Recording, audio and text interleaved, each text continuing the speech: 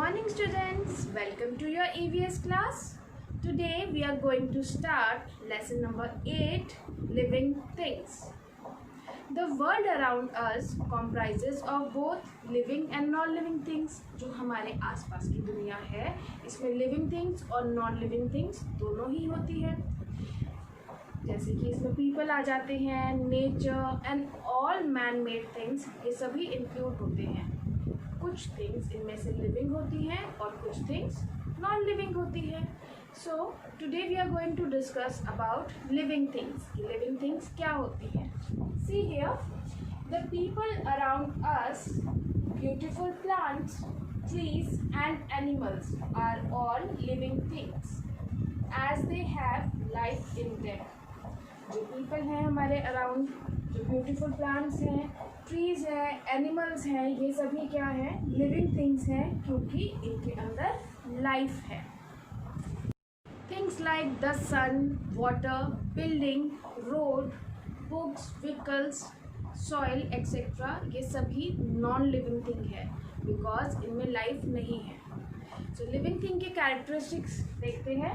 Living things need air, water, food to survive. कोई भी living thing है उसको एयर, वाटर, फूड, सनलाइट के बिना वो लोग सर्वाइव नहीं हो सकते. Next point is they grow and produce young ones. वो खुद भी ग्रो करते हैं, जितने भी लिविंग थिंग है वो खुद भी ग्रो करते हैं. Even they have the ability to give birth to the young ones. और उनमें एबिलिटी होती है कि वो यंग वंस को बर्थ दे. Show some kind of movement. कोई भी लिविंग थिंग होगी तो उसमें मूवमेंट होगा. विदाउट मूवमेंट लिविंग थिंग नहीं हो सकती. Next point is they breathe. और वो ब्रीथ करती है. जितनी भी लिविंग थिंग्स हैं वो ब्रीथ करेगी. विदाउट ब्रीथ जो जितनी भी थिंग्स हैं वो क्या होती है? Non living things. जैसे कि रिवर मूव करती है one place to another. River आपने देखा है ना, मूव करती है क्योंकि वो बहती है, बट वो लिविंग थिंग नहीं है क्योंकि वो ब्रीथ नहीं करती. Is it clear students? So open your book, lesson number 8, living things, at page number 45. Before reading our chapter, let us warm up.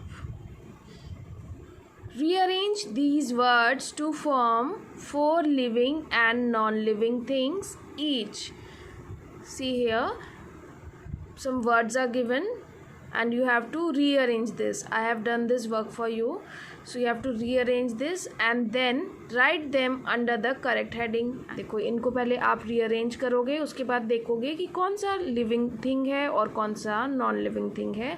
उसके बाद आपको जो ये नीचे कॉलम दिए हैं, लिविंग थिंग का कॉलम और नॉन लिविंग थिंग का कॉलम, इनमें 4 नेम्स आ जाएंगे. मैंने वन यहाँ पे प्लांट भी लिख दिया, क्लॉक भी लिख दिया. इसके अलावा आप देखोगे कि कौन सी लिविंग थिंग है वो आप यहाँ पे लिखोगे. टोटल 4 यहाँ पे लिविंग थिंग आएंगे और यहाँ पे भी 4 नॉन लिविंग थिंग आएंगे. Is it clear students? Now let us start reading.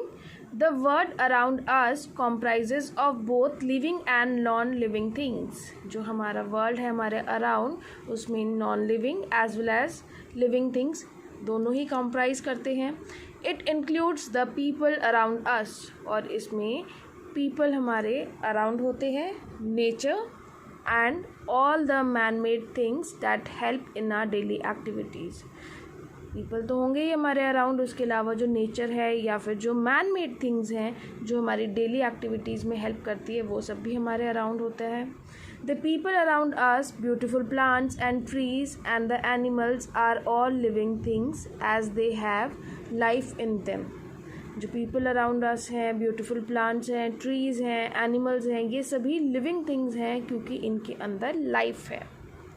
Things like the sun, water, building, road, books, vehicles, and the soil, etc., are not alive, and thus they are called non-living things. Sun, water, building, road, books, vehicles, soil, ये सभी क्या है? ये alive नहीं है, इसीलिए इन्हें क्या बोला जाता है? Non-living things. Is it clear, students? Characteristics of living things. Living things की क्या कैरेक्टरिस्टिक होती है?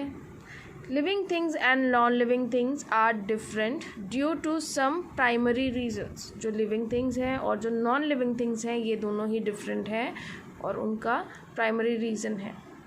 Living things do certain things that non-living things cannot do. जो living thing है वो कुछ काम ऐसे करती है जो non-living things नहीं कर सकती. The characteristics of living things are listed below.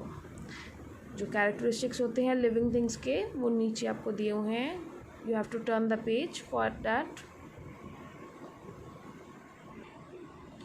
All living things need air, water, food and sunlight to survive and grow. जितने भी लिविंग थिंग्स होती हैं उन्हें एयर, वाटर, फूड और सनलाइट ये सभी की नीड होती है just because to survive and grow.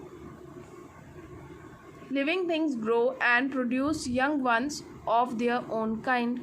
जो living things होती हैं सबसे पहली बात वो grow करती हैं और वो produce भी करती हैं अपने young ones को अपनी ही तरह.